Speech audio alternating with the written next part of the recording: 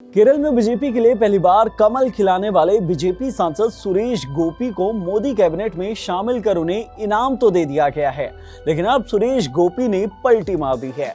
9 जून की शाम सुरेश गोपी ने राष्ट्रपति भवन में पीएम मोदी के सामने शपथ तो ले ली है, लेकिन अब एक दिन बाद ही वो ये पद छोड़ना चाह रहे हैं। वो बोल रहे हैं कि मैं सांसद के तौर पर काम तो कर सकता हूं, लेकिन मंत्री बनना नहीं चाहता हूं। सुरेश गोपी के इस कारनामे ने राजनीतिक गलियारों में सनसनी फैला दी है। पहले तो बीजेपी को बहुमत नहीं मिलने के कारण उसे कई तरह की आलोचना का सामना करना पड़ा था, और अब जब सरकार बन गई है तो मंत्री पद की शपथ लेने के ठीक एक दिन बाद ही एक ने पलटी मार दी है। पूरा मामला क्या है जानते हैं इस वीडियो में।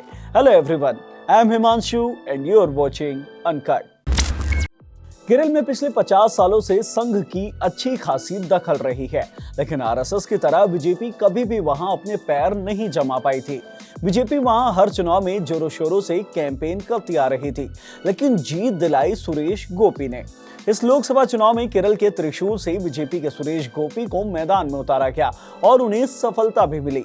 सुरेश गोपी ने सीपीआई प्रत्याशी वीएस सुनील कुमार को 74,686 वोटों के अंतर से हरा दिया। इतिहास में पहली बार केरल में बीजेपी की एंट्री करवा दी। भले ये जीत नंबर में इतनी बड़ी ना हो, लेकिन बीजेपी की सालों की मेहनत का जो ये फल मिला है वो बीजेपी के लिए बड़ी बात है, और इस जीत के लिए सुरेश गोपी को इनाम मिलना तो तय माना ही जा रहा था। ऐसे में जब सरकार बनने की कवायद शुरू हुई तो सुरेश गोपी को भी पीएम मोदी ने फोन कर आनन फानन में दिल्ली बुलवा लिया था। और जब सुरेश गोपी दिल्ली जाने के लिए केरल के तिरुवनंतपुरम एयरपोर्ट पहुंचे तो मीडिया के लोगों ने उनसे सवाल किया कि क्या वो शपथ लेने के लिए दिल्ली जा रहे हैं। तो इसके जवाब में सुरेश गोपी ने कहा था कि पीएम मोदी ने उनसे तुरंत दिल्ली पहुंचने को कहा है, अब मैं शपथ ग्रहण के बाद ही कुछ बोल पाऊंगा। हालांकि सुरेश गोपी के कुछ न बोलने के बावजूद भी सभी को यह अंदाजा हो ही गया था कि केरल में बीजेपी का खाता खोलने के लिए सुरेश गोपी को इनाम के तौर पर मंत्री पद जरूर दिया जाएगा, और ऐसा हुआ भी। 9 जून की शाम जब दर्जनों देश के राष्ट्राध्यक्ष और हजारों वीआईपी गेस्ट जब राष्ट्रपति भवन के सामने मौजूद थे, तब सभी सांसदों के साथ सुरेश गोपी ने भी मंत्री पद की शपथ ले ली।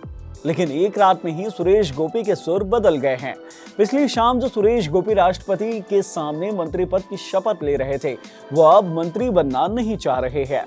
तो चलिए ये भी जान लेते हैं कि आखिरकार एक रात में सुरेश गोपी के साथ ऐसा क्या हो गया। 9 जून की शाम शपथ ग्रहण समारोह के बाद सुरेश गोपी ने एक रीजनल न्यूज चैनल से बात करते हुए कहा कि उन्होंने मंत्री पद नहीं मांगा है और उन्हें उम्मीद है कि उन्हें जल्द ही इस पद से मुक्त कर दिया जाएगा। मेरा मकसद सांसद के रूप में काम करना है। मैंने कहा था कि मुझे इस पद की जरूरत नहीं है। मुझे त्रिशूर के मतदाताओं से कोई दिक्कत नहीं है, वो ये जानते हैं, और एक सांसद के रूप में मैं उनके लिए अच्छा काम करूंगा। मैंने कुछ फिल्में साइन की हुई हैं, मुझे किसी भी कीमत पर अपनी फिल्में करनी हैं। यानी कि सुरेश गोपी एक सांसद के तौर पर अपने क्षेत्र के लिए काम तो करना चाहते हैं, लेकिन उनका कहना है कि फिल्म साइन कर लेने के कारण वो किसी मंत्रालय का काम नहीं संभाल पाएंगे, क्योंकि फिल्म के कारण उनकी व्यस्तता के बीच मंत्रालय मैनेज करना काफी कठिन होता है। लेकिन सुरेश गोपी के इस डिमांड को आला कमान किस तरह से लेती है, उसे लेकर अभी तक एक भी रिएक्शन सामने नहीं आए हैं। लेकिन लगे हाथों हम आपको सुरेश गोपी के बारे में भी बता देते हैं। देखिए, भले इस साल 2024 के एक लोकसभा चुनाव में बीजेपी ने पहली बार केरल में खाता खोला है, लेकिन सुरेश गोपी को बीजेपी पहले भी सांसद बनाकर भेज चुकी है। सुरेश गोपी को बीजेपी से पहले वाले टर्म में राज्यसभा भेजी थी। उनका कार्यकाल साल 2022 में खत्म हुआ था।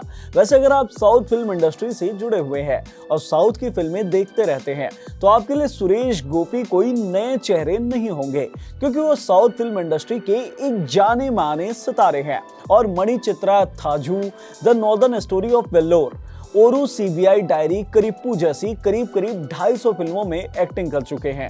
इसके अलावा वो कई टीवी शो भी होस्ट कर चुके हैं और इसे लेकर उनकी अच्छी खासी फैन फॉलोइंग है।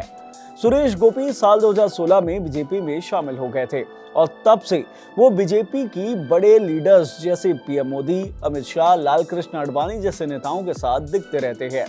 पीएम मोदी की रैलियों में भी वो पीएम मोदी के साथ बैठे दिखाई देते हैं।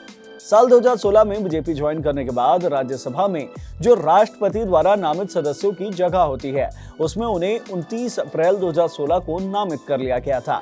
वो राज्यसभा के सदस्य बन गए थे। इसके बाद उन्होंने बीजेपी के टिकट पर साल 2019 में भी लोकसभा चुनाव लड़ा था, लेकिन उन्हें सफलता नहीं मिल पाई थी। लेकिन इस बार सुरेश गोपी ने केरल में बीजेपी का खाता खोल दिया है।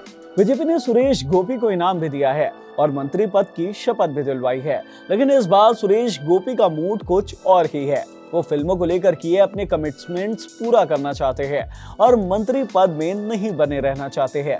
सुरेश गोपी ने डिमांड तो कर दी है, लेकिन अब इसे लेकर बीजेपी का आला कमान क्या कुछ फैसले लेता है, उसका अपडेट आना अभी बाकी है। इस वीडियो को यहीं खत्म कर देते हैं, लेकिन इस पूरे मामले में जो भी अपडेट सामने आएंगे वो हम आपको वक्त रहते बता देंगे। जो देखने के लिए आप हमारे चैनल अनकट को जरूर सब्सक्राइब कर लीजिए और अगर इस वीडियो से मिली जानकारी पसंद आई हो तो इसे भी लाइक कीजिए, शेयर कीजिए। धन्यवाद।